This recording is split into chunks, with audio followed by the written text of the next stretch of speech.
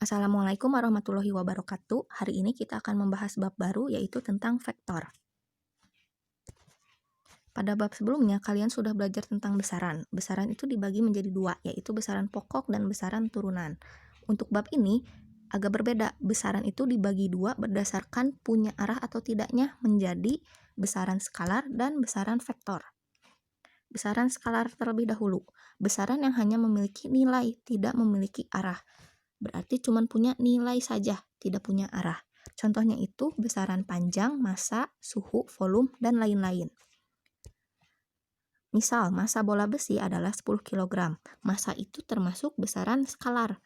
Berarti dia cukup dinyatakan dengan nilai atau angka saja. Nggak usah pakai arahnya, karena memang tidak punya arah. Berbeda sama vektor. Kalau vektor, yaitu besaran yang memiliki nilai dan arah.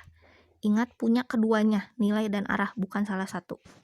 Contohnya itu ada besaran perpindahan, kecepatan, percepatan, gaya, dan lain-lain. Misalnya, mobil bergerak dengan kecepatan 20 meter per sekon ke arah utara. Ini tuh besaran kecepatan. Kecepatan itu termasuk besaran vektor.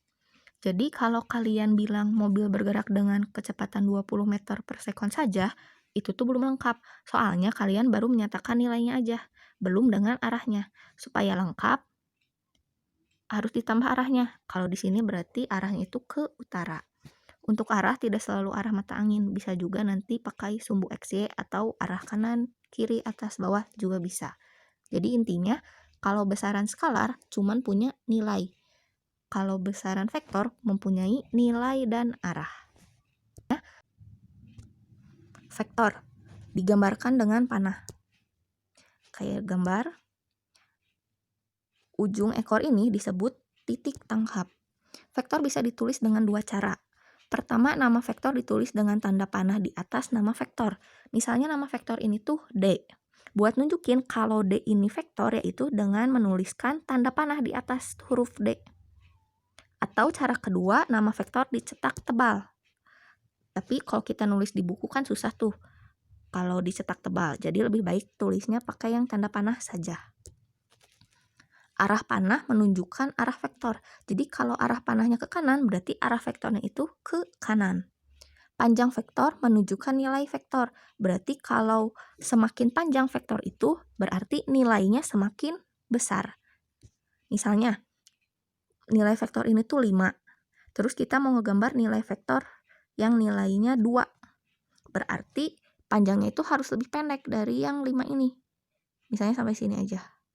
Gitu. Contoh ada vektor A yang arahnya kayak gambar. Kalau gambar vektor min A gimana ya? Jadi panjangnya sama tapi arahnya berlawanan. Vektor A sama min A, arahnya doang yang berlawanan. Panjangnya mah sama. Nah, dua vektor ini termasuk dua vektor yang berbeda. Karena syarat vektor dikatakan sama yaitu nilai dan arahnya sama. Berarti panjangnya harus sama, arahnya juga harus sama. Contoh berikutnya ada vektor A, terus ada vektor lainnya nih. Arahnya sama sih, tapi panjangnya beda. Berarti kedua vektor ini termasuk dua vektor yang berbeda juga. Karena hanya arahnya saja yang sama. Contoh berikutnya, apakah dua vektor ini termasuk dua vektor yang sama? Dua vektor ini sama, karena nilai dan arahnya sama. Tadi kan vektor itu besaran yang punya arah sama nilai. Untuk menentukan arah, kita itu pakai metode grafis atau dengan cara menggambar. Untuk menentukan nilai, pakai metode analitis atau dengan cara pakai rumus. Tapi tenang aja, rumusnya gampang. Nah, tapi untuk pertemuan kali ini kita bahas yang menentukan arah menggunakan metode grafis. Metode grafis untuk menentukan arah vektor. Misal ada vektor A arahnya ke atas, vektor B arahnya ke kanan, yang panjangnya lebih panjang ya. Vektor C yang arahnya kayak gambar. Vektor C ini yang paling pendek. Nah, yang biasa ditanyakan itu operasi vektor, berarti penjumlahan atau pengurangan. Sama aja caranya mah. Contoh soal ke-1, A ditambah B ditambah C.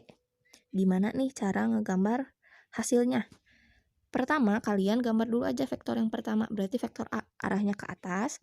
Terus dilanjut sama vektor B. Tapi cara ngegambarnya itu gini, ekor vektor B harus nempel sama kepala vektor A. Jadi harus saling menyambung. Kayak gini. Terus ditambah vektor C, sama kayak tadi. Ekor vektor C harus nempel sama kepala vektor B. Nah, kayak gini. Udah gitu, buat tahu resultannya atau jumlahnya, kalian tuh tarik garis dari titik paling awal sini ke titik paling akhir. Nah, garis yang biru ini, dia itu resultannya atau totalnya dinamakan vektor R. Jadi intinya kepala harus nempel sama ekor. Yang kayak gini tuh disebutnya metode poligon. Jadi metodenya tuh sebenarnya ada banyak. Ada metode poligon, segitiga, jajar genjang. Tapi prinsipnya tuh sama. Kepala harus ketemu ekor. Jadi kalau nanti kalian nemu di buku, namanya ada banyak, jangan bingung ya. Pokoknya caranya sama. Masih soal yang tadi, ini ditulis lagi vektornya, soalnya. Vektor A itu ke atas, berarti vektor min A lawannya ke bawah. Kalau vektor min B kemana? Pasti ke kiri. Vektor min C berarti jadi nyerong ke kanan atas. Contoh soal kedua, operasinya itu A min B ditambah C. Gambar dulu kayak biasa vektor yang pertama. Vektor A disambung sama vektor min B. Kepala min A, atau enggak gini, ekor min B harus nempel sama kepala vektor A. Kayak gini, terus dilanjut. Plus C. Ekor vektor C harus nempel sama kepala vektor min B.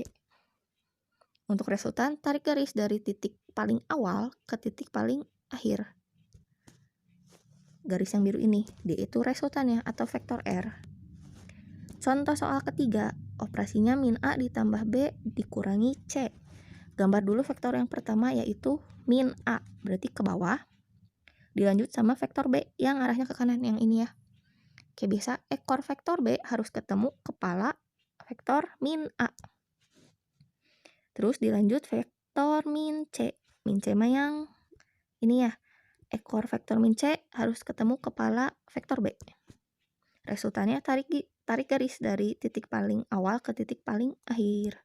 Yang warna biru, yaitu vektor R.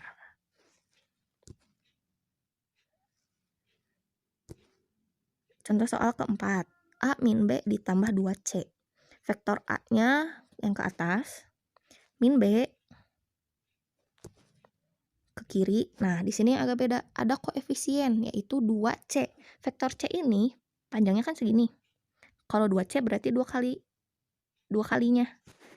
Kayak gini, berarti C-nya ada 2. Kalau disatukan jadi seperti gambar ini. Nah, berarti yang kalian pakai yang ini, yang 2C. Kayak biasa, ekor vektor 2C harus nempel sama kepala vektor min B. Untuk resultan, tarik garis dari titik paling awal ke titik paling akhir. Berarti yang garis biru, yaitu vektor R. Contoh soal ke-5. A ditambah setengah B ditambah C. Nah, ini agak beda. Ada koefisiennya juga. Anggap pertama, gambar dulu vektor yang pertama yaitu vektor A, arahnya ke atas, dilanjut sama vektor setengah B. Kita tahu vektor B itu panjangnya segini. Anggaplah misal, panjangnya 4 cm. Berarti kalau ngegambar vektor setengah B, setengahnya aja dari 4, berarti 2. Pokoknya panjangnya harus setengahnya dari B. Nah, yang kalian pakai yang setengah ini ya. Ekor vektor setengah B harus nempel sama kepala vektor A. Kayak gambar. Dilanjut sama vektor C. Resultannya berarti ini ya, titik awal tarik garis ke titik akhir. Yang warna biru yaitu vektor R. Sekarang gimana kalau ada 2 vektor tapi bentuknya kayak gini? Jadi titik tangkapnya itu sama, nempel. Terus ditanyakan operasinya A ditambah B. Nggak usah pusing. Jadi vektor itu bisa dipindah-pindah. Prinsipnya kayak tadi, pokoknya kepala harus ketemu ekor.